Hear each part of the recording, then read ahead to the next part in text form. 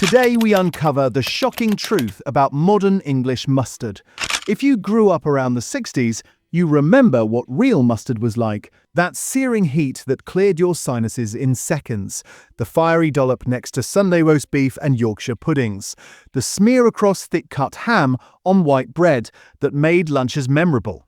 The zing it added to bangers and mash. This wasn't just a condiment, it was a rite of passage. Sharp, hot, uncompromising, and surprisingly versatile. The kind of thing your mum mixed fresh from powder she kept in the cupboard, and you learned quickly to use it sparingly unless you wanted your eyes to water. Many of you still remember it being served with heavy Sunday dinners, valued also as a digestive aid, the way your parents and grandparents had used it for generations. And now, decades later, you've mastered it. You stir it into macaroni cheese for that sharp bite. You've made honey mustard glazes for holiday hams. You use it to emulsify salad dressings. You've turned a childhood challenge into a cooking staple. But something's changed. Some of these modern jars don't hit the same way. They've been nerfed, watered down. The heat you remember seems to have disappeared. Turns out you're not imagining it. In 2019, after 160 years of production, the factory doors closed in Norwich. The final jars rolled off the line with their best before dates changed to read Norwich's last by its finest. After that, production moved to Germany. Specialist mustard farmers who'd supplied seeds for generations were abandoned. And the jars got smaller whilst the prices stayed the same. This isn't some niche artisan product we're talking about. This is one of the most iconic food brands in British history. Royal Warrant, the bull's head logo, a name synonymous with quality for 2 centuries. And they just packed it up, outsourced it, and kept selling you the same heritage story whilst the product degraded behind the scenes. The fierce condiment that defined British tables for over 300 years has been quietly transformed into something milder, cheaper, and engineered for profit margins instead of sinus-clearing heat. But it gets worse. Walk into any UK supermarket today and you'll find shelves packed with English mustard. Different labels, different prices, different supermarkets. And the cheapest one costs 49p whilst another charges £3.80. Meanwhile, back in 1720, a woman named Mrs. Clements in Durham invented smooth English mustard by grinding seeds finely and sieving out the hulls. Just ground mustard plus water. That's it. No wheat flour, no industrial thickeners, no chemistry experiment. 300 years later, we've somehow gone backwards. The modern jars are 79% filler. Only 21% actual mustard. Traditional English mustard was naturally gluten-free. Now they've added wheat flour to bulk it out cheap, making it impossible for people with celiac disease to eat. They've added sugar to dumb down the heat. They've replaced proper vinegar with harsh spirit vinegar because it's cheaper, and they've thrown in xanthan gum because there's so little mustard in there it won't thicken itself. The corporate playbook here is brazenly simple. Take a product with 3 centuries of heritage, strip out the expensive bits, replace them with cheap fillers, keep the branding, keep the price, hope nobody notices. And for the most part, it's worked. Because how many people actually flip the jar over and read what's inside? How many people know that English mustard used to be something you mixed fresh, that the powder in your grand's cupboard was purer than anything in a modern jar? The answer is not enough. And that's exactly how these companies want it. Keep you focused on the heritage story, the royal connection, the iconic packaging. Distract you from the fact that what's inside has been quietly degraded whilst you weren't looking. So we've gone through the major brands currently sold in UK supermarkets and will expose the 7 English mustard products you need to avoid. Then I'll tell you the 5 which are actually still worth buying. But before we get into it, I need you to do something. If this kind of corporate nonsense makes you angry, hit the hype button right now. Not just the like button, the hype button. Because when you hype this video, you're telling the algorithm that people care about this stuff. You're pushing back against the idea that corporations can degrade our food, and we'll just accept it. You're helping spread awareness to thousands more people who deserve to know what they're actually buying. This isn't just about mustard. It's about holding food companies accountable. It's about demanding better. Every hype, every like, every share is a vote against the race to the bottom. It's a signal that we're paying attention, that we won't be fooled by heritage branding and clever marketing when the product inside doesn't match the promise on the label. So hit hype and let's get into it. Number 7. Colman's Original English Mustard in the jar. The one that hurts the most. 160 years in Norwich. Royal warrant from Queen Victoria. The bull's head logo paying tribute to Mrs. Clement's Durham mustard from 1720. This should be the crown jewel of English mustard. Now, we're not saying this product is bad or that it's something you can't enjoy. It's still loved by thousands. But this should be the one product you can trust without question. Let's check the ingredients. Water, mustard flour 21%, sugar, salt, wheat flour, turmeric, citric acid, xanthan gum. It's not the worst. 21% mustard, it'll do the job. Your grandparents ate it. It still tastes like English mustard. But here's what they don't tell you. In 2019, Unilever closed the Norwich factory. After 160 years, 113 jobs gone, production moved to Burton on Trent in Germany. The last jar rolled off the Norwich production line on July 24, 2019, with the best before date changed to Norwich's last. By its finest, a symbolic ending to over a century and a half of mustard making in one place. But it gets worse. Unilever bought Colman's back in 1995. First thing they did? Cut the agronomy department. These were the plant breeding experts who'd been developing better mustard seeds for generations. The people who understood terroir and seed quality and how to get the best flavor from Norfolk-grown plants. Gone. Cost-cutting. Then they abandoned the specialist mustard farmers who'd been supplying Colman's for decades. These were growers who knew mustard, who'd built their operations around supplying this one iconic brand. Unilever didn't need them anymore. Cheaper to source elsewhere. Then they closed the factory and moved production out of the city that had defined the brand for over a century. And on top of all that, the jars have shrunk. Less product, same price, higher profit margin. Classic shrinkflation. You're getting less mustard, more filler, and paying the same or more for the privilege. Meanwhile, Marks & Spencer makes English mustard with 32% mustard than Colman's. No wheat flour, no xanthan gum, no sugar, and it costs less. Tracklements makes one with 39% mustard, nearly double what Colman's jar gives you. Stokes won the Guardian's taste test for best overall supermarket English mustard. So Colman's jar isn't terrible, it's functional, it works. But it's betrayed you. It trades on heritage it abandoned. The iconic yellow jar, the bull's head logo, the royal warrant, the story of Jeremiah Colman in 1814, it's all marketing nostalgia for a product that's been corporatized and outsourced. Enjoy it if you want. It still tastes like English mustard, but know that the icon you're loyal to could be so much better. And it was, before Unilever got hold of it. That's the tragedy here. Colman's should be leading the category. Instead, it's part of the problem. A once great brand reduced to trading on its past whilst delivering a product that's only 21% mustard and 79% filler.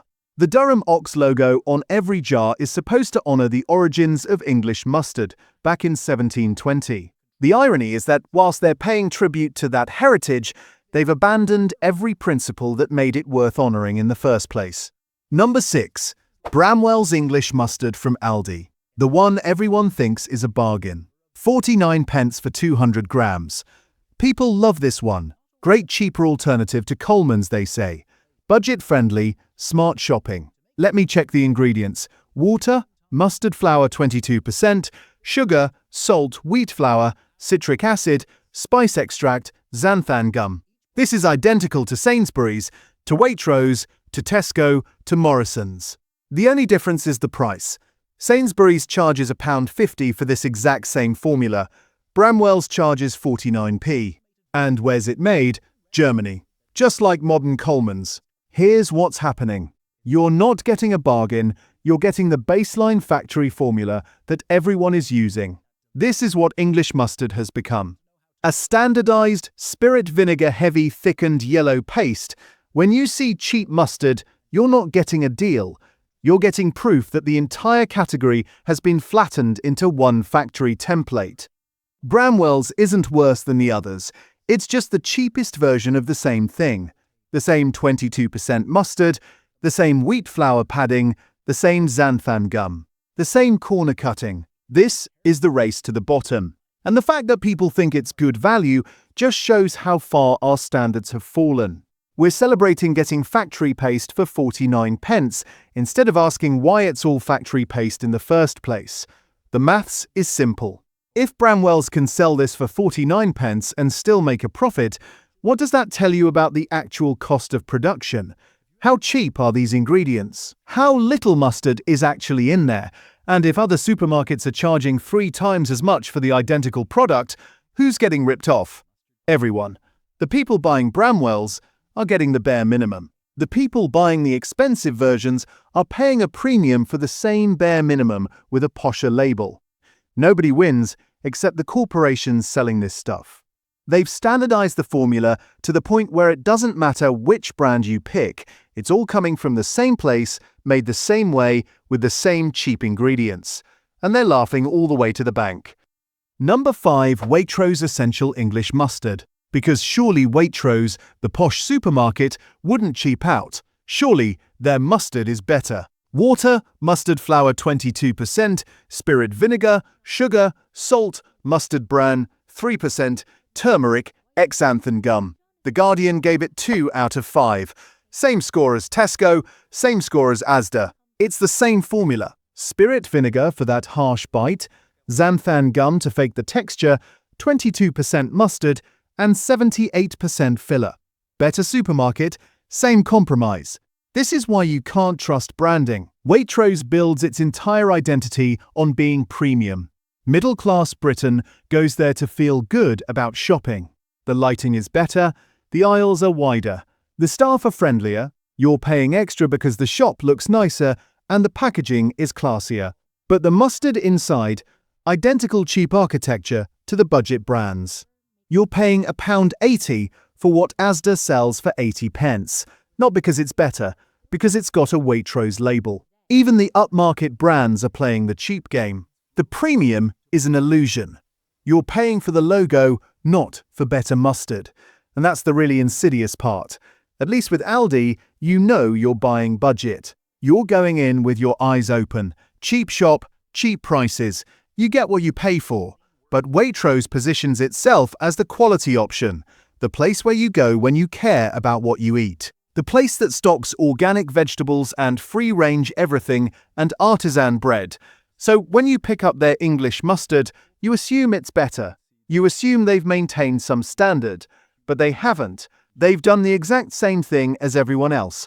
Copied the cheap formula, added the fillers, used the harsh vinegar, and then charged you more for it because they know their customers will pay a premium for the perception of quality, even when that perception is completely hollow. Number 4. Colman's Original English Squeezy Mustard.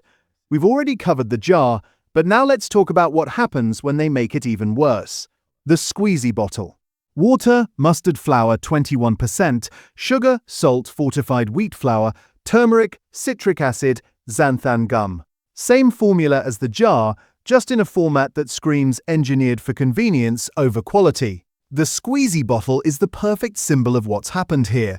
You're literally squeezing profit margins instead of mustard seeds. This is what happens when convenience replaces integrity. The more modern the packaging gets, the less it tastes like actual mustard. And Colman's knows exactly what they're doing. They've built 200 years of trust. They've got the royal connection, the heritage story, the iconic yellow packaging. So they can stick their formula in a squeeze bottle, charge you the same price, and you'll buy it because it says Colman's on the front. But heritage branding doesn't make it heritage mustard, it just makes it marketing. The squeezy bottle is designed for ease of use. No knife needed, no jar to wash.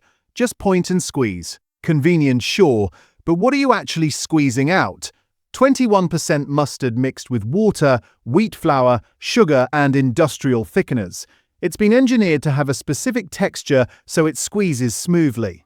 It's been engineered to have a specific viscosity so it doesn't run or separate.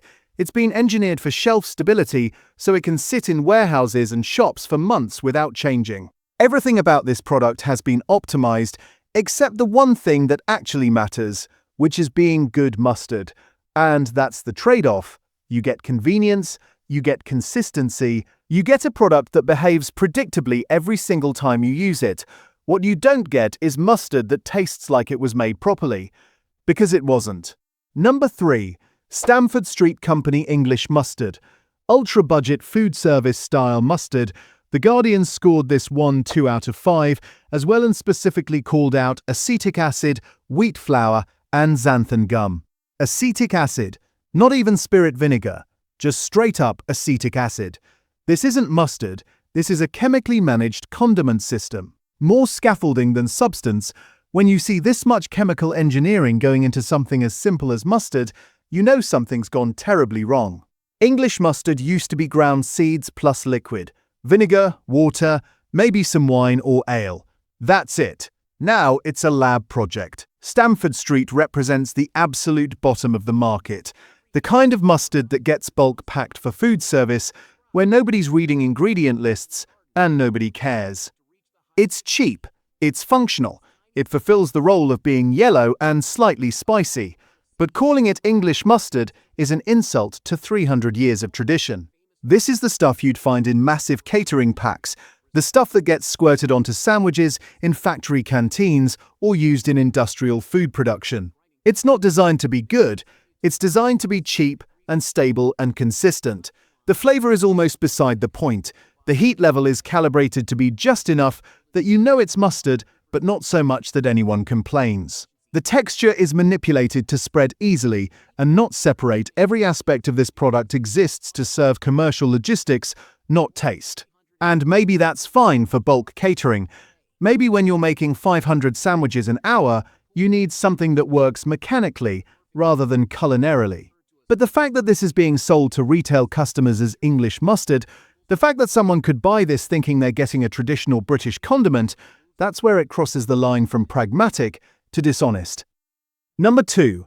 Tesco English Mustard. The Guardian gave this 2 out of 5 stars and described it as slightly mousy. That word right there, mousy. That's your first clue. Real mustard shouldn't be mousy. Mustard should be sharp and grainy and fierce. But Tesco's is mousy because it's texturally engineered. Water, mustard flour 21%, spirit vinegar, sugar, salt, wheat flour, turmeric, xanthan gum. This is the template. This is the baseline formula that everyone's copying. Spirit vinegar for harsh, cheap acidity, wheat flour to bulk it out, xanthan gum to thicken it because there's not enough mustard to do the job itself. 21% mustard means 79% isn't mustard. And they're charging you £1.50 for a jar of mostly water and additives. This isn't food, it's a factory condiment system wearing a mustard costume. The kind of thing that gets engineered for shelf behavior, not for taste. And Tesco knows you'll buy it because it's there, it's cheap enough, and you don't know any better. The mousy texture comes from the xanthan gum. It's a thickener that's incredibly effective at creating a smooth, stable consistency. You'll find it in salad dressings, sauces, even ice cream. It prevents separation. It gives body to liquids. It's a miracle ingredient if you're trying to make a cheap product feel more substantial than it actually is. But here's the thing. Real mustard doesn't need xanthan gum. When you mix mustard powder with water, it thickens naturally. The compounds in the mustard seeds create their own texture. It's not smooth like the factory stuff. It's got character. It's got bite. But it works. The only reason you need xanthan gum is if you don't have enough mustard to create that texture naturally, which tells you everything you need to know about what's in this jar. It's engineered consistency replacing natural quality. Number 1. Morrison's English Mustard. This is where we end because this one perfectly shows what's happened to the entire category. Water, mustard flour 22%, sugar, spirit vinegar, salt wheat flour, turmeric, xanthan gum. Now check that ingredient list against Tesco, against Sainsbury's, against Waitrose. It's the same. Different supermarket, same formula family. Own label mustard has become a commodity blend. They're not even trying to be different anymore. The Old English mustard identity, fierce and hot and simple, has been reduced to generic shelf sauce.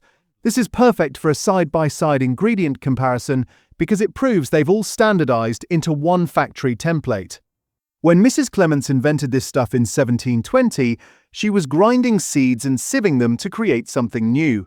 She was innovating. She was solving a problem. Before her, English mustard was coarse and mild, sold in balls or lumps that you'd reconstitute with liquid. She refined the process. She created smooth mustard powder. She unlocked the full heat and flavor potential of the seeds. It was revolutionary. And for the next 300 years, English mustard had an identity. It was hotter than French mustard, sharper than American mustard, distinctive, uncompromising. British, now Morrison's is just filling jars with the baseline paste everyone else uses. 22% mustard, 78% water and fillers. And nobody bats an eyelid because we've forgotten what English mustard is supposed to be. We've accepted that this is normal, that mustard comes in a jar with a bunch of ingredients we can't pronounce, that it all tastes roughly the same regardless of which supermarket you buy it from. We've let the corporations train us to expect less, and they've rewarded that low expectation by giving us even less, whilst charging the same or more. The Morrison's jar sits on the shelf next to Tesco's and Sainsbury's and Waitrose's, all of them claiming to be English mustard, all of them using nearly identical formulas. And most people will just grab whichever one is on offer or whichever one they happen to see first.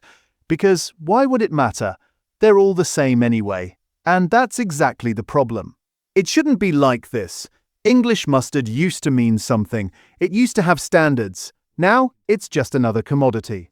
Another product that's been standardized and cost-optimized until there's nothing left worth caring about. Morrison's isn't worse than the others on this list. That's not why it's number one. It's number one because it represents the final victory of corporate efficiency over food quality. The point where even trying to differentiate becomes pointless because everyone's already copying the same cheap formula. This is what losing looks like. So how do you find the good stuff? The stuff that actually respects what English mustard is supposed to be? It's out there. You've just got to know where to look. The pattern is clear. Avoid anything with wheat flour. Avoid anything with xanthan gum.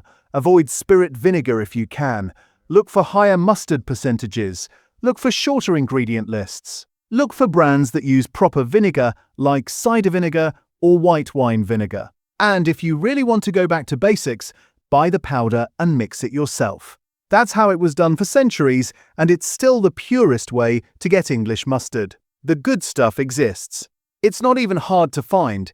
You just have to know what you're looking for and be willing to pay a tiny bit more for something that's actually worth eating. Because here's the truth that the cheap brands don't want you to know.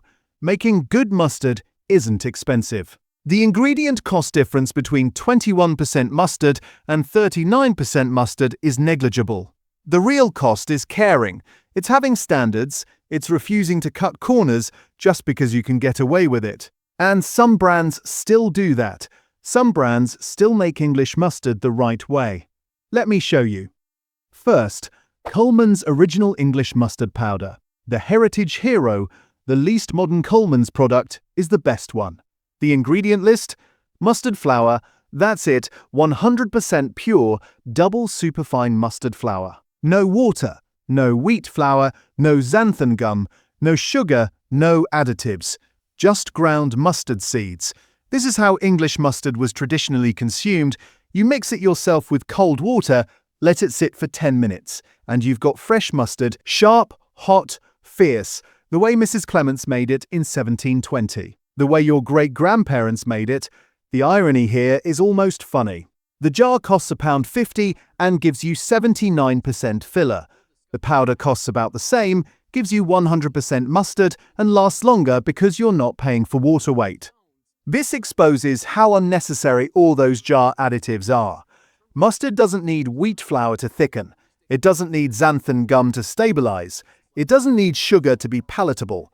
Those are shortcuts. Cost-cutting measures, ways to use less mustard and charge the same price.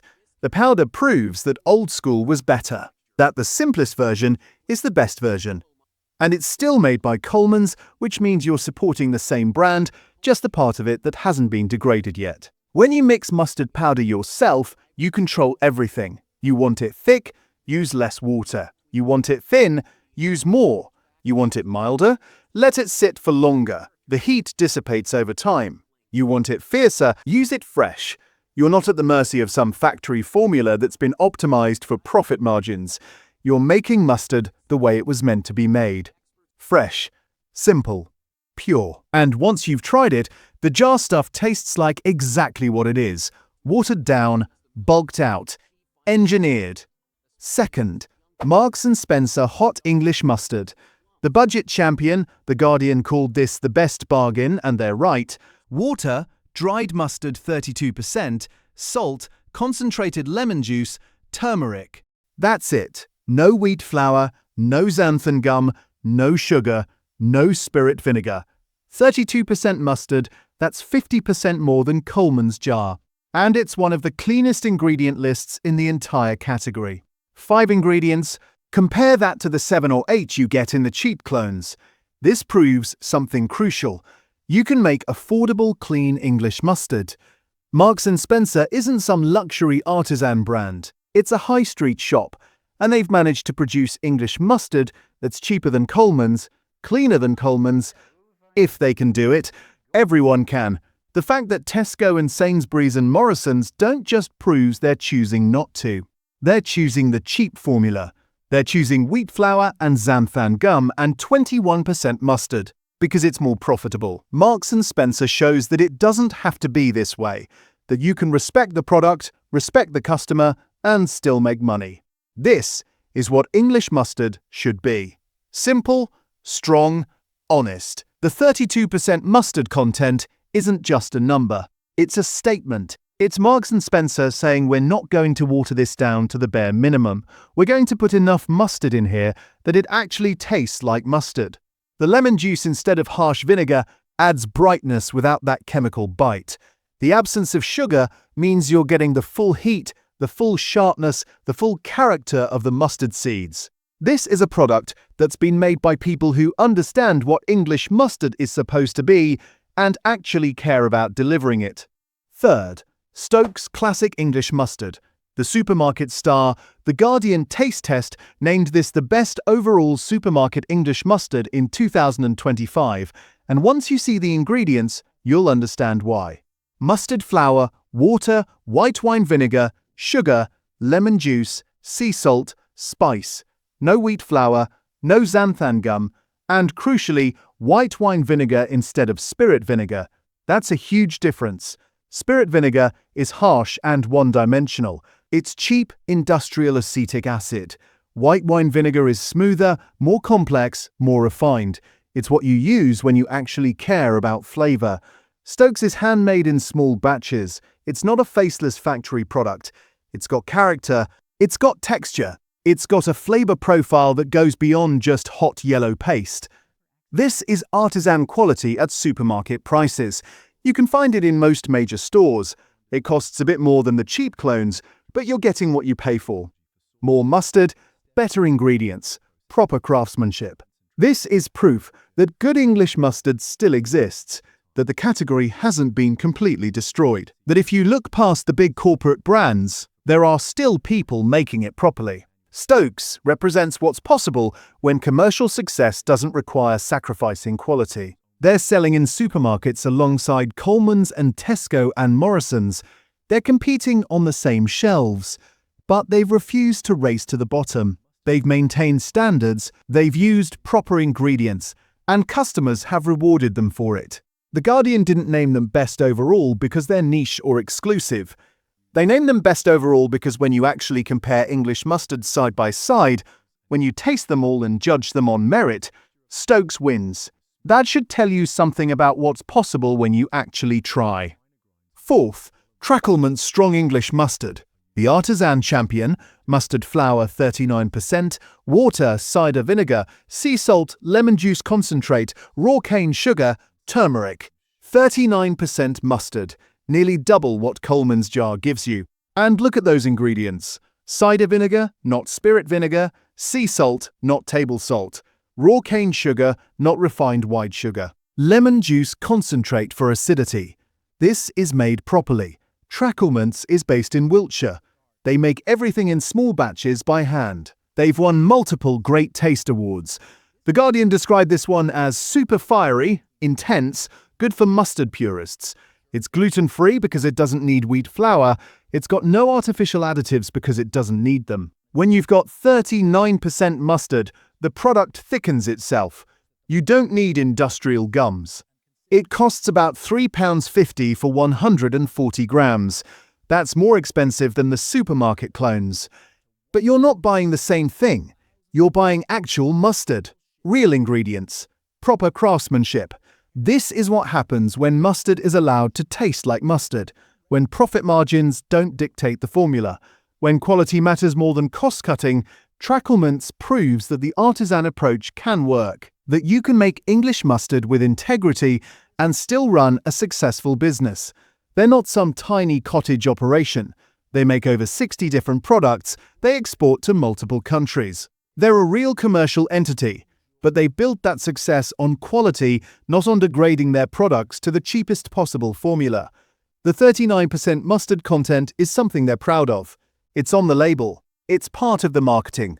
Because they know that people who care about what they eat will appreciate it, will understand what it means, will be willing to pay a bit more for something that's actually worth the money.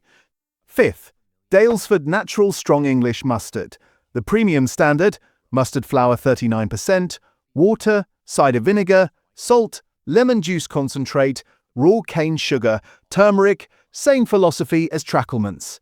Short ingredient list, high mustard percentage. Cider vinegar instead of the harsh, cheap stuff. No wheat flour, no thickeners. No shortcuts. Daylesford is at the premium end of the market. It's expensive, but it's also clean and honest. Sometimes premium doesn't mean bad. Sometimes premium just means they left the mustard alone. They didn't engineer it. They didn't bulk it out. They didn't add fillers and stabilizers to stretch 21% mustard into something that looks and feels like more. They just made mustard, properly, the way it's supposed to be made. And yes, you pay for that, but you're also getting a product that actually delivers what it promises. Fierce English mustard, not thickened yellow paste, not factory condiment. Mustard, Daylesford represents the opposite end of the spectrum from Morrison's or Tesco. Where those brands have optimized for cost and convenience and shelf stability, Daylesford has optimized for quality, for flavor, for respecting the ingredient and the tradition. It's not for everyone. If you're on a tight budget, £3.50 for Trackelments is probably pushing it, let alone whatever Daylesford charges. But it exists as proof of what's possible, as a benchmark, as evidence that English mustard doesn't have to be what the supermarket clones have made it, that the degradation isn't inevitable, that if enough people care, if enough people demand better, the market will provide it. So there you have it. 7 products to avoid. 5 products that prove English mustard doesn't have to be degraded factory paste. The choice is yours. You can keep buying the clones, the spirit vinegar, wheat flour, xanthan gum formula that every supermarket is selling. You can keep supporting Colman's jar and pretending the heritage story makes up for the mediocre formula. Or you can vote with your wallet. Buy the powder and mix it yourself. Buy Marks & Spencer and prove that clean, affordable mustard has a market. Buy Stokes or Trackelments and support the brands that are still doing it right. Every purchase is a vote. Every jar you buy tells the manufacturers what you're willing to accept. If you keep buying the cheap stuff, they'll keep making the cheap stuff. If you start demanding better, they'll have to respond. That's how markets work. That's how we push back against this race to the bottom. But whatever you do, hit that hype button one more time before you go. Because the only way we push back against this stuff is by spreading awareness, by making noise, by showing corporations that we notice when they degrade our food and we're not okay with it. Every hype tells YouTube to show this video to more people. Every share reaches someone who might not have known. Every comment adds to the conversation. This is how change happens, not from the top down, but from the bottom up. From consumers who refuse to accept being sold rubbish and call it out when they see it. Leave a comment and tell me what food product we should cover next. What else are they ruining whilst we're not paying attention? What other category has been quietly degraded into commodity paste whilst we trusted the branding and didn't check the labels? I want to know.